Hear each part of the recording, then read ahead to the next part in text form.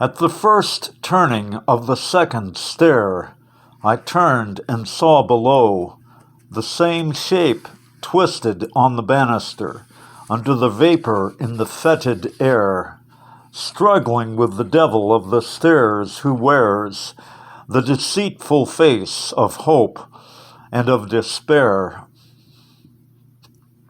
At the second turning of the second stair, I left them twisting, turning below.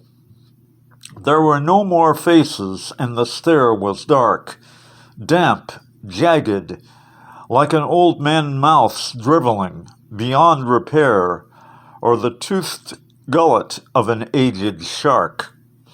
At the first turning of the third stair was a slotted window bellied like the fig's fruit, and beyond the hawthorn blossom and a pasture scene, the broad-backed figure dressed in blue and green enchanted the Maytime with an antique flute. Blown hair is sweet, brown hair over the mouth blown, lilac and brown hair, distraction, music of the flute, stops and steps of the mind over the third stair, fading, fading, strength beyond hope and despair, climbing the third stair. Lord, I am not worthy. Lord, I am not worthy, but speak the word only. Who walked between the violet and the violet? Who walked between the various ranks of varied green, going in white and blue in Mary's color, talking of trivial things, in ignorance and in knowledge of eternal dolor, who moved among the others as they walked, who then made strong the fountains and made fresh the springs, made cool the dry rock and made firm the sand, in blue of larkspur, blue of Mary's color, Sovenia vos.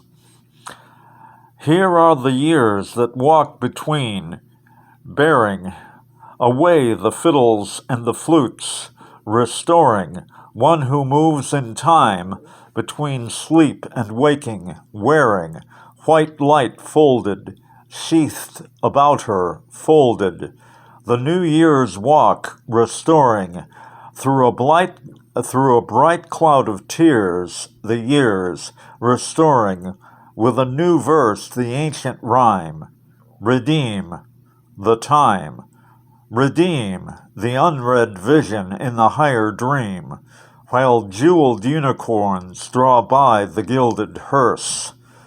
The silent sister veiled in white and blue, between the yews, behind the garden god, whose flute is breathless, bent her head and signed, but spoke no word.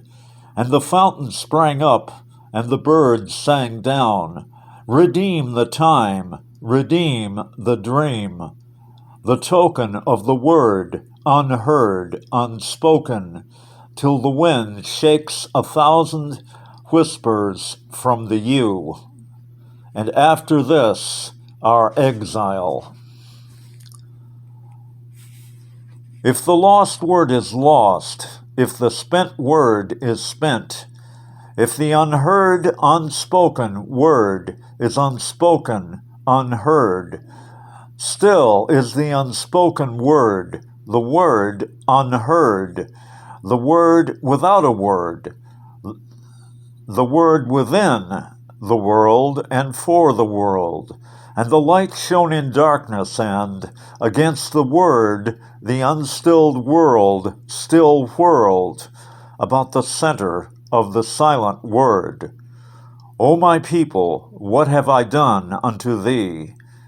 Where shall the word be found? Where will the word resound? Not here. There is not enough silence, not on the sea or on the islands, not on the mainland, in the desert or the rainland, for those who walk in darkness. both in the daytime and in the nighttime. The right time and the right place are not here. No place of grace for those who avoid the face. No time to rejoice for those who walk among noise and deny the voice. Will the veiled sister pray for those who walk in darkness, who chose thee and oppose thee, those who are born on the horn, between season and season, time and time, between hour and hour, word and word, power and power, those who walk in darkness? Will the veiled sister pray for children at the gate who will not go away and cannot pray? Pray for those who chose and oppose.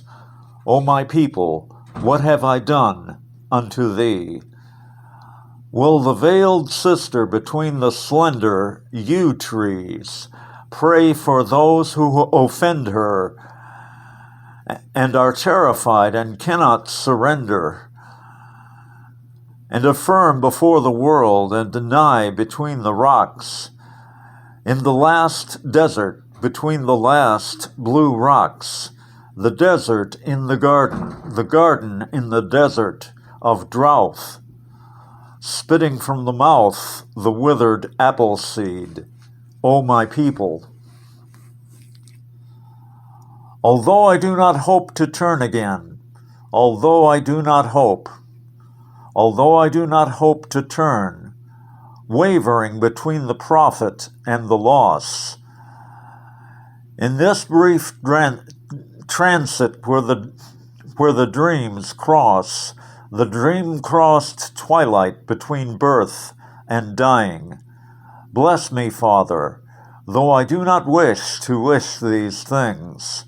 From the wide window towards the granite shore, the white sails still fly seaward, seaward flying on broken wings.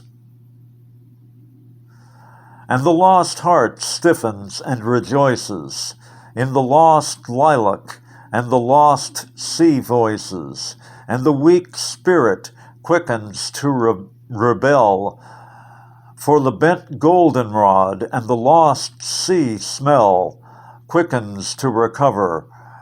The cry of quail and the whirling plover, and the blind eye creates the empty forms between the ivory gates, and smell renews the salt savor of the sandy earth.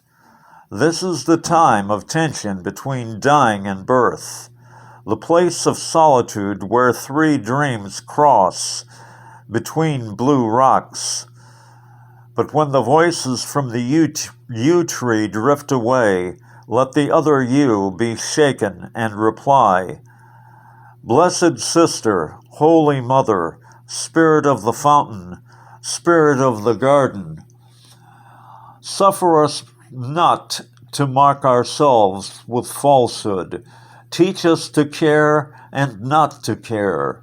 Teach us to sit still, even among these rocks, our peace in His will, and even among these rocks, Sister, Mother, and Spirit of the river, Spirit of the sea, suffer me not to be separated, and let my cry come unto Thee.